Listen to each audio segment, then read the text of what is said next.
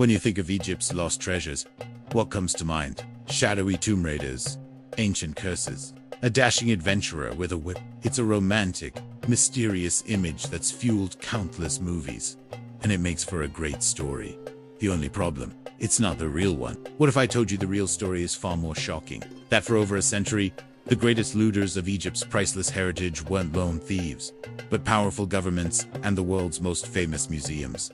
This is the story of how a nation was systematically stripped of its history, and the modern-day battle to get it back before it vanishes forever. The truth is far stranger than curses and much more complex than simple theft. To understand how Egypt lost its treasures, we have to start in ancient Egypt itself, because the very first people to loot the tombs of the pharaohs were the ancient Egyptians. Tomb robbing was a constant, massive problem throughout Egyptian history, a threat that started almost as soon as the Great Pyramids were built.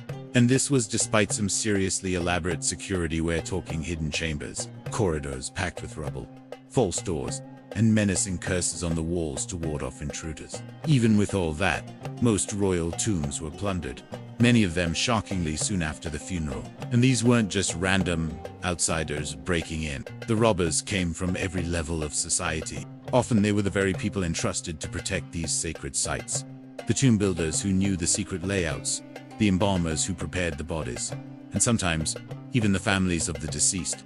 In some cases, precious items were swiped before the tomb was even sealed. We know this from their own words. Surviving court documents from the New Kingdom read like ancient crime thrillers. A mason named Amenpenufer confessed in stunning detail how he and his crew tunneled into a royal tomb, smashed their way into the burial chamber, and stripped the gold and jewels from the pharaoh's mummy. To cover their tracks, they set the royal coffins on fire, destroying priceless history for a quick payday. Sure, the official punishment for tomb robbing was brutal, often ending in public execution, but it did little to stop it. For many, especially during times of famine or economic collapse, the unimaginable wealth buried with the dead was a temptation too great to resist. It wasn't just greed, it was often a desperate act of survival. But individual criminals, no matter how bold, weren't the only ones raiding the tombs. What happens when the state itself becomes the robber? During periods of intense crisis, when the treasury was empty and the nation was on the brink of collapse, an extraordinary policy was put into effect. State-sanctioned looting. High-ranking officials, men like the scribe Budamun, were given a grim royal commission. Their job was to officially enter the tombs of their ancestors, systematically strip them of all valuables, and transfer that wealth back to the state. In their minds, it was a pragmatic solution, a way to recycle wealth to fund the army and feed the people, while also getting to the gold before common thieves did. These officials even showed a strange kind of reverence in their work. After taking the treasure, they would often carefully rewrap the desecrated mummies and move them to secret caches for safety, believing they were still respecting the dead. This created a bizarre gray area where the government was condemning tomb raiding as a capital crime while carrying it out on an industrial scale. The line between law and crime had completely dissolved. For centuries, Egypt's treasures lay buried, lost to memory and time. But in the 19th century, a new kind of treasure hunter arrived on the Nile, the European explorer, diplomat, and this kicked off an unprecedented era of plunder, carried out not in the dead of night, but in broad daylight. This wasn't called looting, it was called excavation, science, or collecting. Backed by the military power of their home countries, men from Britain, France, and Germany descended on Egypt in a competitive frenzy to acquire artifacts for their national museums and private collections. 2 artifacts, more than any others, tell the story of this era. First, the Rosetta Stone, discovered by French soldiers in 1799. It was the key to deciphering but after the British defeated Napoleon in Egypt, the stone was handed over as a spoil of war in an 1801 treaty. It's been in the British Museum ever since. Egypt had no say in the matter. Today, petitions with hundreds of thousands of signatures demand its return, calling its presence in London a symbol of Western cultural violence. The British Museum argues the transfer was legal, pointing to an Ottoman admiral's signature on the treaty. But Egyptians counter that an occupying power has no right to sign away another nation's heritage. Second, the bust of Nep, found in 1912 by a German team. This breathtaking sculpture is the star of Berlin's News Museum. Egypt says it was taken by deception. At the time, finds were supposed to be divided, with exceptional pieces staying in Egypt. It's alleged the German archaeologist Ludwig Bischart deliberately downplayed the bust's importance, describing it as a minor gypsum piece to ensure it would be shipped to Germany. Germany maintains the acquisition was perfectly legal, but the fight for Nefertiti's return has raged for decades. A 1933 repatriation agreement was even blocked by Adolf Hitler himself, who declared, "I will never give up the Queen's head." Today, the story of Egypt's treasures is one of reclamation. The colonial free-for-all is over, replaced by scientific archaeology.